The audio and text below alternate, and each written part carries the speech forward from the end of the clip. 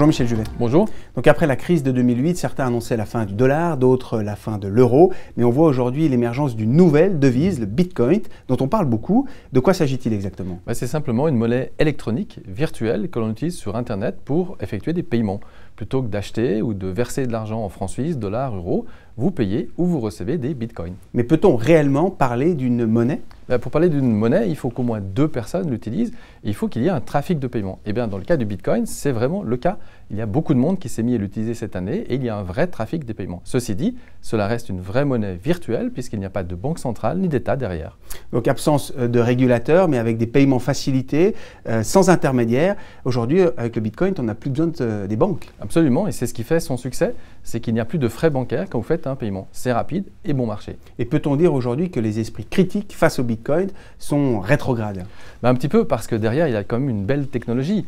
Et on le voit, cette façon de procéder pour effectuer des paiements progresse. En Afrique, aujourd'hui, il y a beaucoup de pays où vous faites des paiements d'un pays à un autre par téléphone et non plus au travers d'une simple banque. Simplement, dans le cas du Bitcoin, il faut quand même se rappeler qu'il y a des risques importants liés à sa valeur et au fait que ce soit une monnaie qui n'est pas régulée. Par exemple? Écoutez, quand vous avez de l'argent dans une banque et que cette banque a des difficultés financières ou qu'elle va faire faillite, vous bénéficiez d'une protection des consommateurs, une protection des créanciers. Vous retrouverez toujours au moins une partie de votre argent. Dans le cas du Bitcoin, en cas de fraude, en cas de panne informatique, en cas de problème, vous ne retrouverez jamais votre argent. Et n'oubliez pas qu'effectivement, quand vous recevez des Bitcoins, vous ne savez jamais d'où vient cet argent. Vous allez peut-être vous retrouver au centre d'un trafic de blanchiment lié au trafic de drogue ou de trafic d'armes.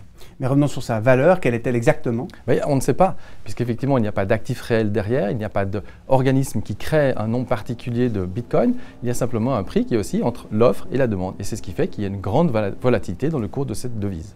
Alors dites-nous franchement, quelle est la différence face à des devises comme le franc suisse ou le dollar? On sait très bien que les actifs des banques centrales ne sont pas non plus garantis par des actifs réels. Absolument, et c'est ce qui fait justement peur à beaucoup de monde face à ces politiques monétaires non orthodoxes que nous voyons aujourd'hui et qui fragilisent la valeur de ces monnaies traditionnelles. Ceci dit, il y a quand même, quand vous avez des francs suisses, des euros, des dollars dans votre main et dans votre poche, vous savez que quelqu'un vous doit de l'argent et c'est un État ou une banque centrale. Et c'est ce qui fait que vous pouvez quand même avoir nettement plus confiance dans ces devises que dans le Bitcoin.